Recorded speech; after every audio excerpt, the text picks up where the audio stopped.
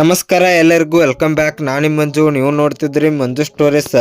Friends, ನಮ್ಮ ಭಾರತ ತಂಡ England ವಿರುದ್ಧ ಬೃಹತ್ ಗೆಲುವನ್ನು ಸಾಧಿಸಿದೆ. ಹೌದು ಫ್ರೆಂಡ್ಸ್, ಇಂಗ್ಲೆಂಡ್ ವಿರುದ್ಧ ನಮ್ಮ ಭಾರತ ತಂಡ 150 ರನ್ನಿನಿಂದ ಗೆದ್ದಿದೆ. ಈಗಾಗಲೇ 5 T20 ಸಿರೀಸ್ನಲ್ಲಿ ನಮ್ಮ ಭಾರತ ತಂಡ 4 ಪಂದ್ಯವನ್ನು ಗೆದ್ದು ಸಿರೀಸನ್ನು ತನ್ನದಾಗಿಸಿಕೊಂಡಿದೆ. ಕೊನೆಗೂ 5ನೇ T20 ಪಂದ್ಯದಲ್ಲಿ ಬೃಹತ್ ಗೆಲುವನ್ನು ಸಾಧಿಸುವ ಮೂಲಕ ನಮ್ಮ ಭಾರತ ತಂಡ ಅಜೇಯರಾಗಿ ಹೋಗ್ತಾ ಇದ್ದಾರೆ ಅಂತ ಹೇಳ್ಬೋದು ODI ಮ್ಯಾಚ್ಗಳನ್ನು ಆಡೋದಕ್ಕೆ. ಇನ್ನು ಈ 5ನೇ T20 ಪಂದ್ಯದ ಫುಲ್ ಹೈಲೈಟ್ಸ್ ಹೇಗಿತ್ತು ಅಂತ ಈ ವಿಡಿಯೋದಲ್ಲಿ ತಿಳಿಸ್ಕೊಡ್ತೀನಿ. ಅದಕ್ಕಿಂತ ಮುಂಚೆ ನೀವು ಇನ್ನೂ ನಮ್ಮ ಚಾನಲನ್ನು ಸಬ್ಸ್ಕ್ರೈಬ್ ಮಾಡಿಲ್ಲ ಅಂದರೆ ಈ ಕೂಡಲೇ ಸಬ್ಸ್ಕ್ರೈಬ್ ಮಾಡಿ, ಹಾಗೆ ಪಕ್ಕದಲ್ಲಿರೋ ಬೆಲ್ ಐಕನ್ ಪ್ರೆಸ್ ಮಾಡಿ ಆಲನ್ನು ಸೆಲೆಕ್ಟ್ ಮಾಡಿ. ಯಾಕೆಂದರೆ ನಾನು ಯಾವುದೇ ಕ್ರಿಕೆಟ್ ಮತ್ತು ಸ್ಪೋರ್ಟ್ಸ್ ಬಗ್ಗೆ ವಿಡಿಯೋ ಮಾಡಿದರೆ ನಿಮಗೆ ತಕ್ಷಣ ನೋಟಿಫಿಕೇಶನ್ ಬರುತ್ತೆ. ಇನ್ನು ಫ್ರೆಂಡ್ಸ್, ಇದರಲ್ಲಿ ಟಾಸ್ ಗೆದ್ದಿದ್ದು ಇಂಗ್ಲೆಂಡ್ ತಂಡ ಅಂತ ಹೇಳ್ಬೋದು. ಹೌದು ಫ್ರೆಂಡ್ಸ್, ಇಂಗ್ಲೆಂಡ್ ತಂಡ ಟಾಸ್ ಗೆದ್ದರೆ, ಜಾಸ್ ಬಟ್ಲರ್ ಅವರು ಟಾಸ್ ಗೆದ್ದರೆ ಅವ್ರಿಗೆ ಲಕ್ ಇಲ್ಲ ಅಂತ ಹೇಳ್ಬೋದು. ಯಾಕೆಂದರೆ ನಮ್ಮ ಭಾರತ ತಂಡದ ಬ್ಯಾಟಿಂಗ್ನಲ್ಲಿ ಓಪನಿಂಗ್ ಆಗಿ ಬಂದ ಅಭಿಷೇಕ್ ಶರ್ಮಾ ಅವರು ಸಿಕ್ಸರ್ಗಳ ಮೇಲೆ ಸಿಕ್ಸರ್, ಬೌಂಡ್ರಿಗಳ ಮೇಲೆ ಬೌಂಡ್ರಿಗಳನ್ನು ಸಿಡಿಸ್ತಾ ಇದ್ರು. ಇಂಗ್ಲೆಂಡ್ ಬಾಲರ್ಸ್ಗಳಿಗೆ ನಮ್ಮ ಅಭಿಷೇಕ್ ಶರ್ಮಾ ಅವರು ಬೆವರು ಇಳಿಸ್ಬಿಟ್ರು ಅಂತ ಹೇಳಬಹುದು. ಮಾರ್ಕ್ ವುಡ್ ಆಗಿರ್ಬೋದು, ಚೋಪ್ರಾ ಆರ್ಚರ್ ಆಗಿರ್ಬೋದು, ಇಂಥ ಬಾಲರ್ಗಳನ್ನು ಕೂಡ ನಮ್ಮ ಅಭಿಷೇಕ್ ಶರ್ಮಾ ಅವರು ಬೆಂಕಿಯಾಗಿ ಸಿಕ್ಸರ್ಗಳನ್ನು ಬಾರಿಸ್ತಾ ಇದ್ರು. ಇನ್ನು ನಮ್ಮ ಭಾರತ ತಂಡ ಮೊದಲು ಬ್ಯಾಟಿಂಗ್ ಮಾಡಲು ಬಂದು ಸಂಜು ಸ್ಯಾಮ್ಸನ್ ಅವರು ಕೇವಲ 16 ರನ್ನನ್ನು ಹೊಡೆಯುತ್ತಾರೆ. ಅಭಿಷೇಕ್ ಶರ್ಮಾ ಅವರು ಬಿಗ್ ಸೆಂಚುರಿ ಅಂತ ಹೇಳಬಹುದು. 17 ಬಾಲಿಗೆ 50 ಬಾರಿಸುತ್ತಾರೆ. ಇನ್ನು 17 ಬಾಲುಗಳನ್ನು ತೆಗೆದುಕೊಂಡು ಕೇವಲ ಜಸ್ಟ್ 37 ಬಾಲಿಗೆ ಸೆಂಚುರಿಯನ್ನು ಬಾರಿಸ್ತಾರೆ ಅಂತ ಹೇಳಬಹುದು.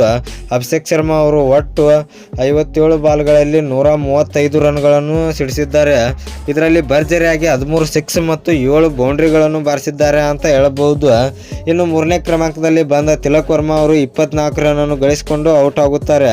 ಇನ್ನು ಸೂರ್ಯಕುಮಾರ್ ಯಾದವ್ ಅವರು ಈ ಇನ್ನಿಂಗ್ಸ್ನಲ್ಲೂ ಕೂಡ ಅಂತ ಹೇಳ್ಕೊಳ್ಳುವಂಥ ಪರ್ಫಾರ್ಮೆನ್ಸನ್ನು ತೋರಿಸಿಲ್ಲ. ಯಾಕೆಂದರೆ ಕೇವಲ 2 ರನ್ನನ್ನು ಮಾತ್ರ ಹೊಡೆದಿದ್ದಾರೆ. ಸೂರ್ಯಕುಮಾರ್ ಯಾದವ್ ಅವರು ಅವರ ಫೇವ್ರೇಟ್ ಶಾಟ್ ಹಿಂದೆ ಹೊಡೆಯುವುದು, ಅದೇ ಶಾಟ್ಗೆ ಅವರು ಔಟ್ ಆಗ್ತಾ ಇದ್ದಾರೆ ಅಂತ ಹೇಳ್ಬೋದು. ಶಿವಮ್ ದುಬೆ ಅವರು ಮಿಡಲ್ ಆರ್ಡರ್ನಲ್ಲಿ ಬಂದು 30 ರನ್ನನ್ನು ಗಳಿಸಿಕೊಳ್ಳುತ್ತಾರೆ. ಹಾರ್ದಿಕ್ ಪಾಂಡ್ಯ ಅವರು ಕೂಡ 9 ರನ್, ರಿಂಕು ಸಿಂಗ್ ಅವರು ಕೂಡ 9 ರನ್ನನ್ನು ಪಡೆಯುತ್ತಾರೆ. ಇನ್ನು ಅಕ್ಷರ್ ಪಟೇಲ್ ಅವರು ಕೂಡ 15 ರನ್ಗೆ ಹೊಡೆದು ಔಟ್ ಆಗುತ್ತಾರೆ ಅಂತ ಹೇಳ್ಬೋದು. ಈ ಎಲ್ಲ ಬ್ಯಾಟರ್ಸ್ಗಳು ಒಗ್ಗೂಡಿ ನಮ್ಮ ಭಾರತ ತಂಡದ ಬಿಗ್ ಸ್ಕೋರ್ ಎಷ್ಟಾಯಿತು ಅಂದರೆ 247 ರನ್ನನ್ನು ಹೊಡೆಯುತ್ತಾರೆ. ಅದು ಕೂಡ 9 ವಿಕೆಟ್ ನಷ್ಟಕ್ಕೆ. ನಿಗದಿತ 20 ಓವರ್ಗೆ 247. ಈ ಟಾರ್ಗೆಟನ್ನು ಚೇಸ್ ಮಾಡಲು ಬಂದ ಇಂಗ್ಲೆಂಡ್ ತಂಡ ಕೇವಲ 10.3 ಓವರ್ಗಳಲ್ಲಿ ಆಲ್ಔಟ್ ಆಗಿಬಿಡುತ್ತೆ. ಅದು ಕೂಡ 97 ರನ್ನಿಗೆ ಅಂತ ಹೇಳ್ಬೋದು. ಇದರಿಂದ ನಮ್ಮ ಭಾರತ ತಂಡ 150 ರನ್ನಿನಿಂದ ಬೃಹತ್ ಜಯವನ್ನು ಸಾಧಿಸಿದೆ. ಇಂಗ್ಲೆಂಡ್ ಪರ ನಮ್ಮ ಫಿಲ್ ಸಾಲ್ಟ್, ನಮ್ಮ RCB ತಂಡದ ಆಟಗಾರ 55 ರನ್ನನ್ನು ಬಾರಿಸುತ್ತಾರೆ. ಬೆಥಲ್ ಅವರು 10 ರನ್ನನ್ನು ಬಾರಿಸುತ್ತಾರೆ. ಇವರಿಬ್ಬರನ್ನು ಬಿಟ್ಟರೆ ಮತ್ತಾರು ಆಟಗಾರರು ಇಂಗ್ಲೆಂಡ್ ತಂಡದಲ್ಲಿ ಅಂತ ಕಾಂಟ್ರವರ್ಸಿ ತೋರಿಸಿಲ್ಲ.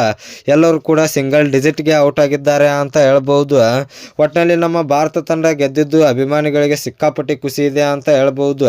ಇನ್ನು ಫ್ರೆಂಡ್ಸ್, ನಿಮಗೆ ನಮ್ಮ ಭಾರತ ತಂಡ ಗೆದ್ದಿದ್ದರ ಬಗ್ಗೆ ಅನಿಸಿಕೆ ಏನು ಅಂತ ಕಮೆಂಟ್ ಬಾಕ್ಸ್ನಲ್ಲಿ ಕಮೆಂಟ್ ಮಾಡೋದ್ರ ಮೂಲಕ ತಿಳಿಸ್ಕೊಡಿ. ಇನ್ನು ನಿಮಗೆ ಇದೇ ರೀತಿ ನಮ್ಮ RCB ಮತ್ತು ಕ್ರಿಕೆಟ್ ಬಗ್ಗೆ ಅಪ್ಡೇಟ್ಸ್ ಬೇಕಾಗಿದ್ದರೆ ನಮ್ಮ ಚಾನಲ್ ಲೈಕ್ ಮಾಡಿ, ಶೇರ್ ಮಾಡಿ, ಸಬ್ಸ್ಕ್ರೈಬ್ ಮಾಡಿ. ನಮಸ್ಕಾರ ಫ್ರೆಂಡ್ಸ್.